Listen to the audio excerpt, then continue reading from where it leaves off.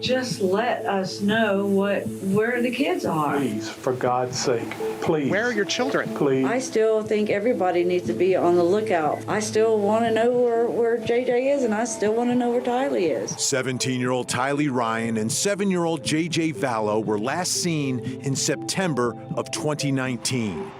When calls and FaceTimes with JJ abruptly stopped, his grandparents knew something was wrong. All I want before I go is just to see those children. Searchers have looked in Arizona, Idaho, and Hawaii.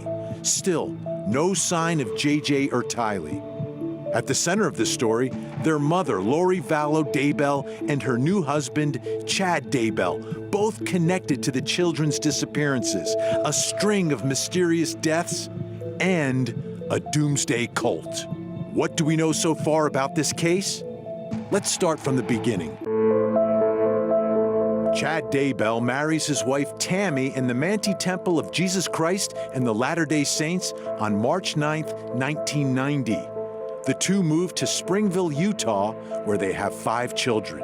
In 1992, Lori Daybell marries her first husband, but the marriage doesn't last long, and by 1995, Lori is married to her second husband, William, and the couple has a son named Colby. But that marriage doesn't last long either, and they divorce in 1996.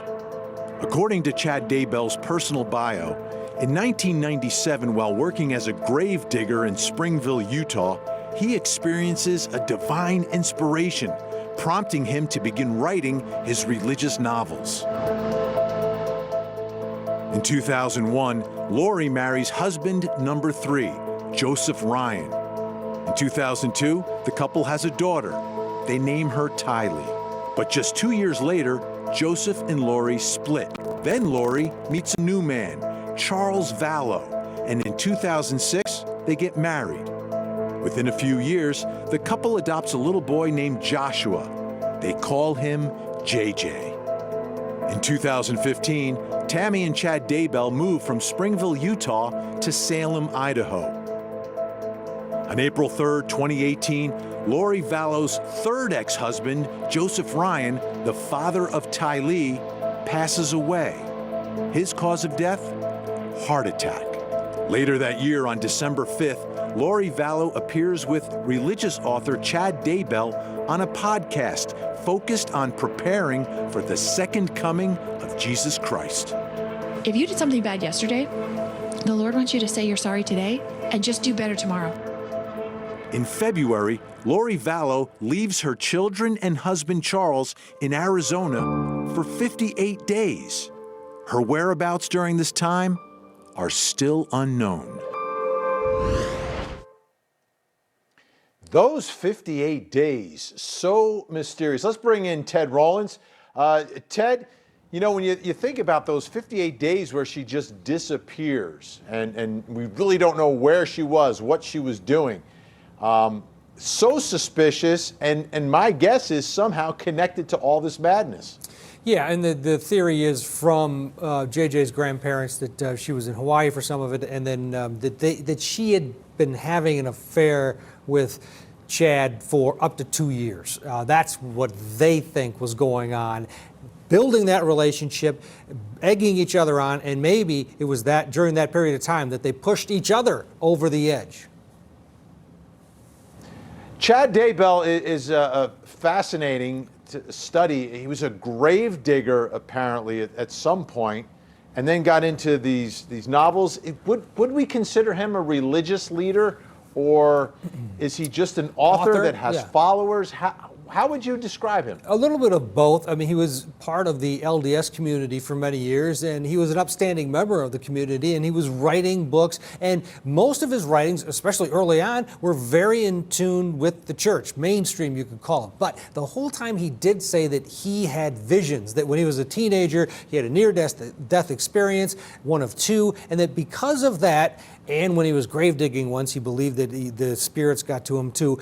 Because of that, he would have visions. And one of those visions was that he actually predicted that his wife was going to die. And he told few of his friends about that vision, but just one of many. So was he mainstream? No, but he wasn't as far out as he is now with this doomsday cult nonsense. All right. Today, you had an opportunity to speak with JJ's grandparents. As I've been saying tonight, they're the ones who really got this whole thing started, this investigation, this case. Let's take a listen, because I know you tried to get as much information as you could from them. Now, can we tell y'all everything we know? No, we can't. Y'all all know that. Everybody knows that. There are some things that we just simply cannot say. But I can say this with 100% of my heart, that this is moving forward. And this is such a complicated case.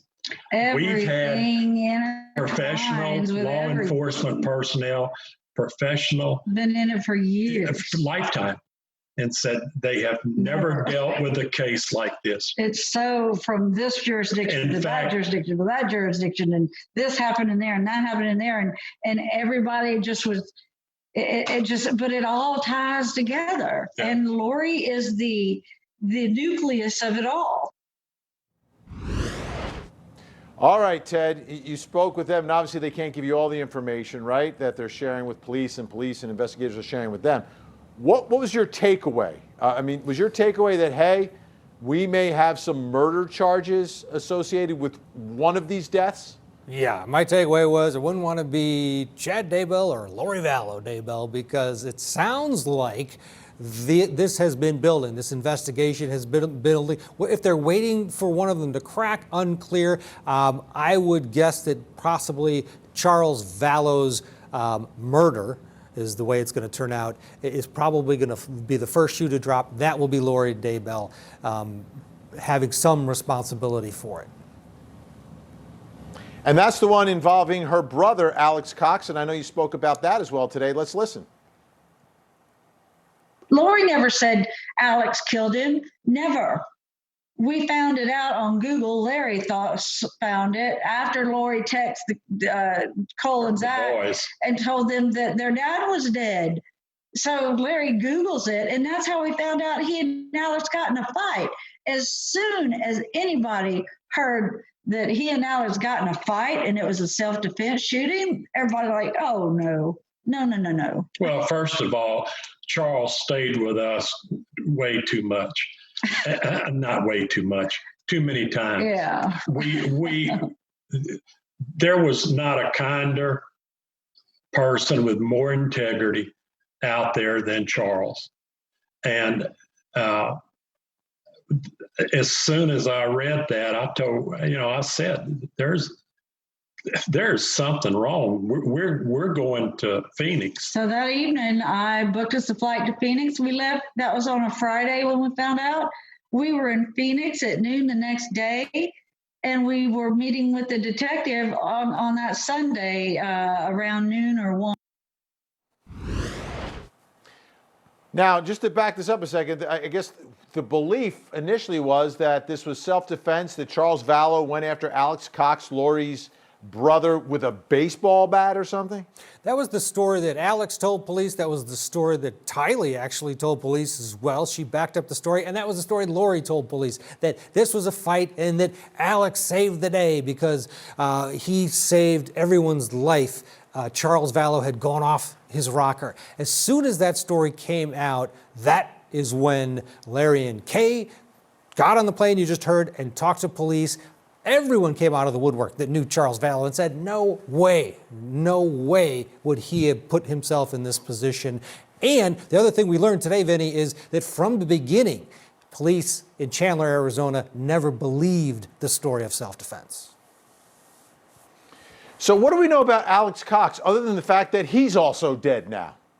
Yeah, he was the brother. And I asked, what was your relationship with Alex through the years? Because they were very close to Lori. They said they saw him a few times, met him a few times, cordial enough, but didn't want to get into any real relationship. He didn't. He was very standoffish through the years, and that Lori had shared that Alex had some issues. Sounded like maybe some drug issues in his past.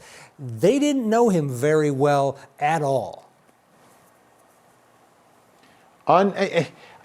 This story, it continues to grow, but we're learning more. And I guess the good news is that investigators are getting more confident and maybe bringing some charges somewhere, because there's too many dead bodies here. Just too many dead bodies for natural cause, self-defense, disappears, does not make sense.